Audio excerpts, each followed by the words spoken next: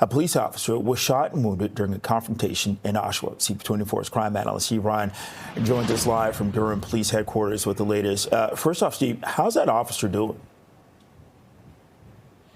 The officer and the man that was in crisis, who the SIU allege was shot by the police, are both in a stable condition, thankfully. So here's what we know, Bakari, according to what the SIU has released in their press release. According to the SIU, Durham Regional Police responded to a call for a man in crisis in Oshawa yesterday at 11 o'clock in the morning. That man was believed to have had a knife on him. SIU say that several uniformed officers responded to the call.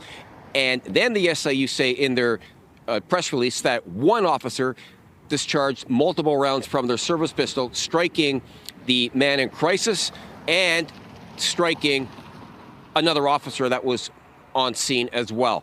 So it's now the investigation is under the mandate of the Special Investigations Unit because, of course, there is injury involved in an interaction with police. And that interaction does not necessarily have to be somebody from the general public. That could be another police officer as well. So given what the SIU has said in their press release, one of two possibilities has happened here.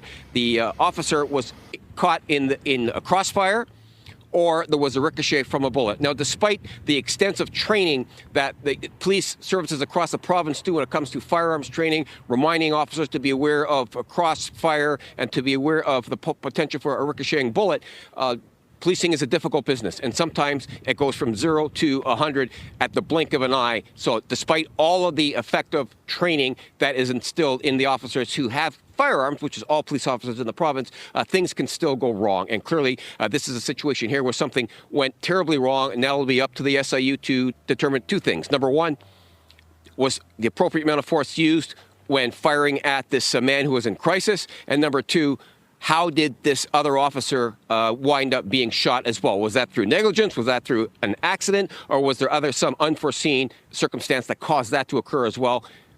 Two separate issues being investigated by the SIU, and there's no word yet as to how many subject officers there are. But given the fact that the SIU have said that only one officer discharged their firearm, I would suspect that only one of those officers is a subject officer, and all the other officers would be witness officers having to provide statements to the SIU. No update on anything with regards to the investigation. We're still waiting to hear from the SIU, but thankfully both people involved in the shooting, the man who was in crisis and the officer, thankfully, are both in stable condition.